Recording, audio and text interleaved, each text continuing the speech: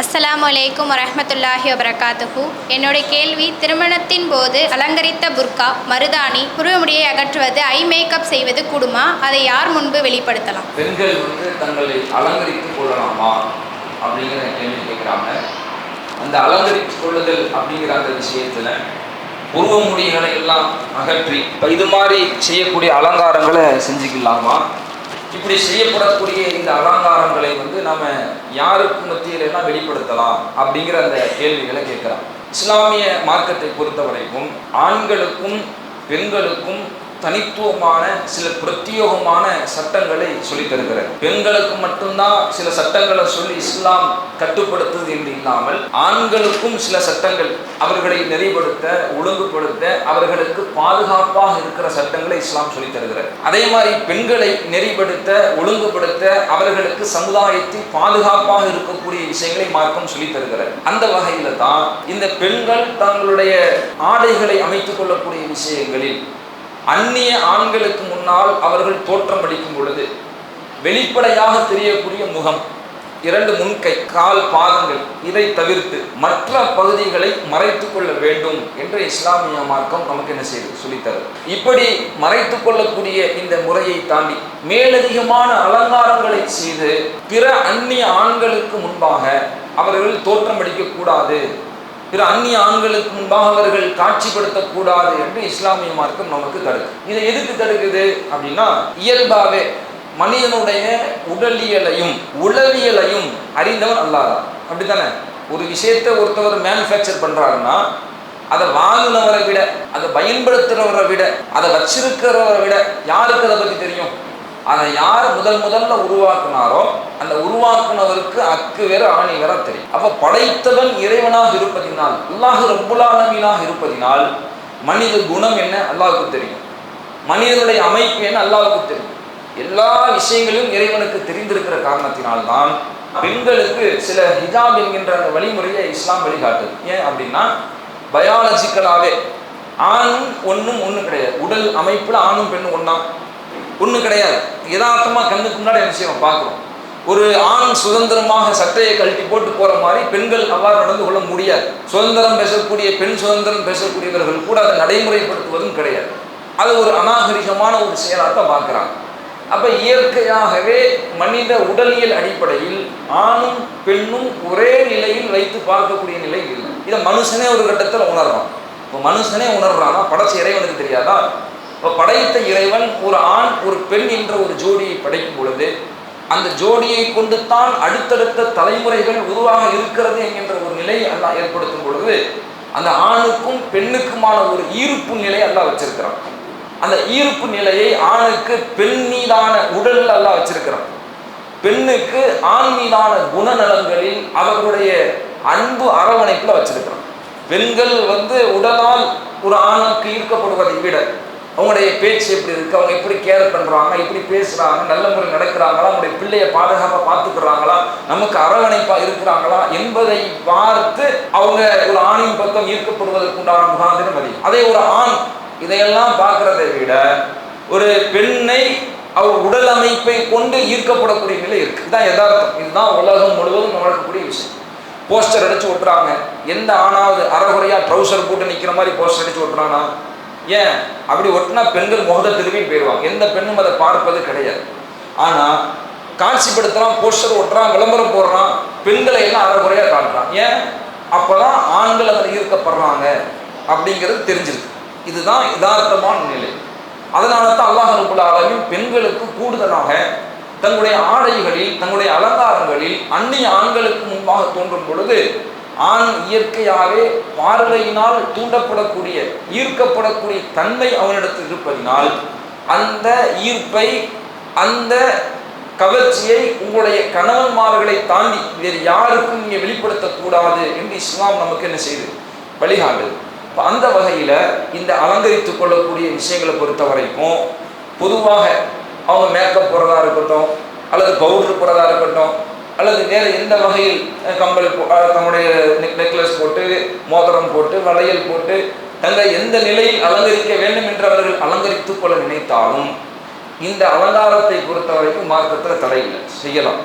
ஆனால் அந்த அலங்காரத்தை யாருக்கு முன்னால் வெளிப்படுத்தணும், யாருக்கு முன்னால் வெளிப்படுத்தக்கூடாது அப்படிங்கிற வரையறையை என்ன செய்து இஸ்லாம் சொல்லுது. சரி, அலங்காரத்தில் எல்லா அலங்காரமும் கூடுமா அப்படின்னு கேட்டால் அப்படியும் இல்லை. அதுலேயும் இஸ்லாமிய மார்க்கம் சில வரையறைகளை, சில வரம்புகளை போடுது. நீங்கள் உங்களை அலங்கரிச்சிக்கும் பொழுது மேலதிகமாக பவுடர் போடுறதோ, மேக்கப் போடுறதோ, லிப்ஸ்டிக் போடுறதோ இதில் பிரச்சனை இல்லை. ஆனால் இன்னைக்கு என்ன பண்ணுறாங்க அப்படின்னா, தன்னை அழகுபடுத்த போகிறேன் என்று சொல்லி பற்களை போய் ராவுறாங்க, தேய்க்கிறாங்க. தன்னை அழகுபடுத்த போகிறோம் என்று சொல்லி இந்த புருவ முடிகள் என்ன செய்கிறாங்கன்னா அகற்றுறாங்க. தன்னை அழகுபடுத்த போகிறோம்னு சொல்லி இந்த கண் முடிகள் என்ன செய்கிறாங்க, அதை மாளிகை பண்ணுறாங்க. இதெல்லாம் கூடுமா அப்படின்னு கேட்டால் கூடாது. அல்லாஹ்வுடைய தூதரவங்க நேரடியாக நமக்கு தடுக்கிறாங்க. லஅனல்லாஹ், அல்லாஹ் என்ன செய்யறான், சபிக்கிறான். யாரெல்லாம் ஒட்டுமுடி வைப்பாங்களோ, ஒட்டுமுடி வைத்து விடக்கூடிய பெண்களை அல்லாஹ் சபிக்கிறான். பச்சை குத்தக்கூடிய பெண்களையும் பச்சை குத்திவிடக்கூடிய பெண்களையும் அல்லாஹ் சபிக்கிறான். இந்த பல்களை ராவக்கூடிய பெண்களையும் புருவ முடிகளை அகற்றக்கூடிய பெண்களையும் அல்லாஹ் ரப்பல் ஆலமீன் சபிக்கிறான் என்று அல்லாஹ்வுடைய தூதரவங்க சொல்றார்.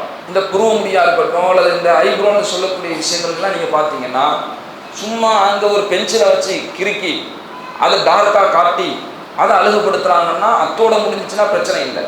அதனால் என்னென்ன நடக்குது, பிளக்கிங்கிறான், பிடுங்குறான், வேக்சின்னு சொல்லி பிடிச்சி இழுக்கிறான், அதே மாதிரி சேவிங்னு சொல்லி சிறைக்கிறான்.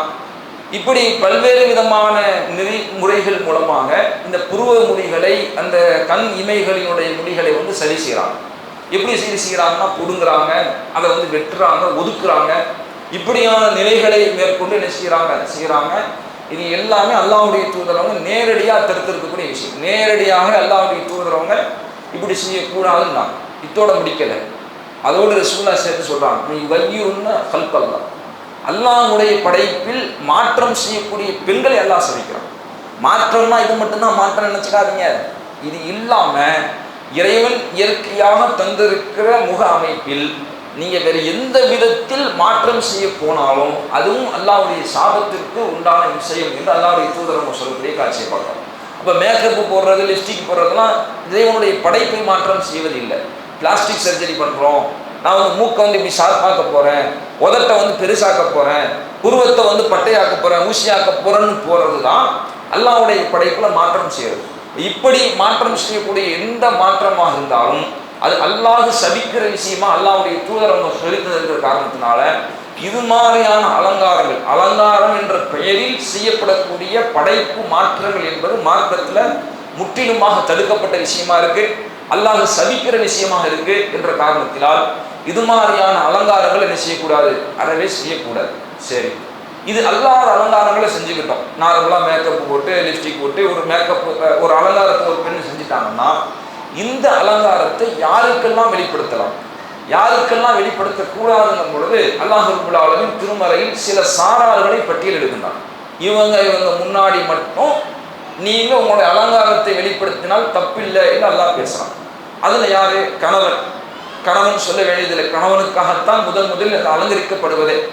அடுத்து அவங்களுடைய தந்தை, அந்த பெண்ணுடைய தந்தை, அவங்களுக்கு முன்னாடி அந்த அலங்காரத்தோடு இருப்பதில் மார்க்கத்தில் தடை இல்லை. அந்த கணவருடைய தந்தை, அவங்களுடைய மாமனார், அந்த மாமனாருக்கு முன்னாடி அலங்காரத்தோடு இருப்பதில் மார்க்க அடிப்படையில் தப்பில்லை. அவங்களுடைய பிள்ளைகள், அவங்க பெற்றெடுத்த பிள்ளைகள், ஆண் பிள்ளைகளாக இருந்தால் அவங்க முன்னாடி அலங்காரத்தோடு இருப்பதில் தப்பில்லை. அவங்க பெற்றெடுத்த பிள்ளை இல்லை, ஆனால் அவங்க முடிச்சது 2வது திருமணமாக இருக்கு, அந்த கணவருக்கு வேறொரு திருமணத்தின் மூலம் பிள்ளைகள் இருக்குன்னா அந்த பிள்ளைகள் முன்னாடியும் அலங்காரத்தோடு இருப்பதில் தப்பில்லை. அதே மாதிரி தம்முடைய சகோதரிகளுடைய பிள்ளைகள், கூட பிறந்த அண்ணன் தங்கச்சியுடைய பிள்ளைகள், ஆண் பிள்ளைகள் அவங்க முன்னாடி அலங்காரத்தோடு இருப்பதில் பிரச்சனை இல்லை. அதே மாதிரி பக்குவம் இல்லாத, ஒன்றையும் புரியாத நிலையில் இருக்கிற சிறுவர்கள், சின்ன குழந்தைகள், அது எந்த வீட்டு யார் வீட்டு பிள்ளையாக இருந்தாலும் சரி, ஒன்றும் அறியாத பருவத்தில் இருக்கிற பிள்ளைகள், அவர்கள் முன்னிலையில் அலங்காரத்தை வெளிப்படுத்துறதுல பிரச்சனை இல்லை. தள்ளாத வயது, அதாவது எந்த அளவுக்கு அல்லாஹ் சொல்றாங்கன்னா, இல்லறத்தின் மீது நாட்டம் இல்லாத அளவிற்கு தள்ளாத வயதை அடைந்த வயோதிகர்கள், அவங்க யாராக இருந்தாலும் சரி, நமக்கு உறவுக்காரராக இல்லாமல் இருந்தாலும் இல்லறத்திற்கு நாட்டமில்லாத ஆக வயசாகி போன ஒரு நிலையில் இருக்கக்கூடிய முதியவர்கள், அவர்களுக்கு முன்னாடியும் அலங்காரத்தை வெளிப்படுத்திக் கொள்வதில் என்ன இல்லை, தப்பு இல்லைன்னு அல்லாஹ் குர்ஆன்ல என்ன செய்றான், ஒரு பெரிய பட்டியலே போடுறான். இப்போ இந்த பட்டியலுக்குள்ள யாரெல்லாம் வருவாங்களோ அவங்களுக்கு முன்னாடி மட்டும் நம்முடைய அலங்காரங்களை வெளிப்படுத்திக் கொள்வதில் என்ன இல்லை, தப்பில்லை. இது அல்லாத வேறு யாராக இருந்தாலும் சரி, அவங்களுக்கு முன்னாடி நம்ம அலங்காரத்தை வெளிப்படுத்தக்கூடாது. எந்த அளவுக்குன்னா, கணவர் கூட நிற்கிறாரு, கணவர் கூட இருந்தாலும் சரி, கூட தகப்பனார் இருக்காரு இருந்தாலும் சரி, கூட புள்ள இருக்கிறான் இருந்தாலும் சரி, மூன்றாவதா ஒரு அந்நிய ஆண் இருக்கிறாருன்னா அப்பவும் அலங்காரத்தை செய்யக்கூடாது, வெளிப்படுத்தக்கூடாது. அல்லாஹ் சொன்ன இந்த சாரார்களுக்கு மட்டும்தான் தன்னுடைய வெளிப்படைக்கான அலங்காரங்களை தாண்டி கூடுதலாக அவர்கள் செய்து கொள்ளக்கூடிய அலங்காரங்களை வெளிப்படுத்தணும். அது அல்லாத சபைகள்ல அவங்க முழுக்க தம்முடைய இஸ்லாம் சொன்ன அடிப்படை முகம் தெரியும் வகையில், முன்கை தெரியும் வகையில், பாதம் தெரியும் வகையில் அமைத்து கொண்டு மற்றவைகளை மறைத்துக் கொள்ளக்கூடிய வகையில் தான் தன்னுடைய அந்த உடைகளை பேண வேண்டும். இதைத்தான் பெண்களுக்கு ஒரு ஆரோக்கியமானதா, அவங்களுக்கு பாதுகாப்பானதாக இஸ்லாமிய மார்க்கம் சொல்லித் தருகிறது. இதுதான் அலங்காரம் தொடர்பாக, அந்த அலங்காரத்தை யாரிடத்தில் நாம் வெளிக்காட்ட வேண்டும் என்பது தொடர்பாக இஸ்லாம் நமக்கு வழிகாட்டக்கூடிய அம்சம். அல்லாஹு அக்பர், அல்லாஹு அக்பர்.